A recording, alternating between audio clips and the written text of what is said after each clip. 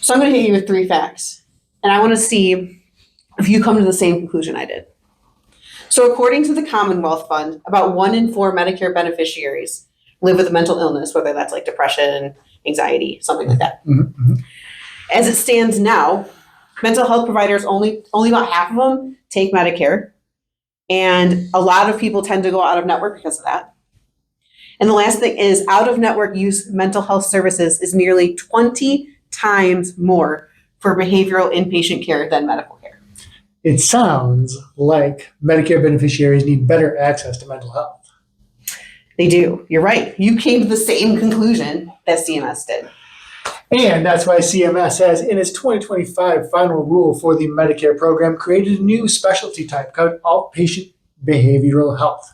Within that specialty, they're including professions like marriage and family therapists, mental health counselors, substance abuse specialists, and a whole wealth of professions that previously had not been included in the program.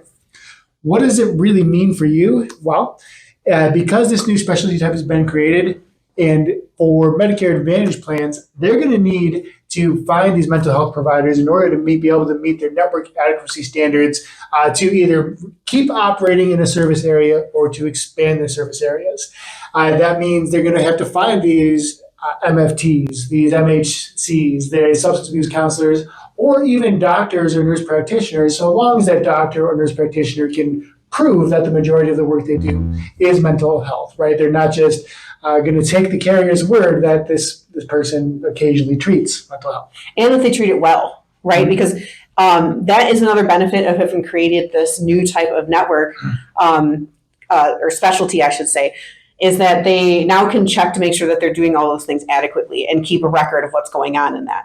The other thing I thought was really interesting is they are now also, they did scoot telehealth in there too. They did not negate it. So now those COVID era telehealth things we've all been enjoying of seeing our therapists, seeing our substance abuse counselors through telehealth is now going to be allowed through Medicare. And if that is included in a network that a carrier or a plan has, then they can kind of eliminate and get a little bit of a discount or a bonus on those time and distance standards that they need to meet to be able to keep their network afloat. So it kind of works both ways to be helpful to both the client and the carrier in that manner. So CMS is really looking out for both sides here, I feel like, with this rule. Yeah, I think so. And that's really just one of the ways that this final rule helps improve access to care for beneficiaries. For more information, check us out at actionbenefits.com.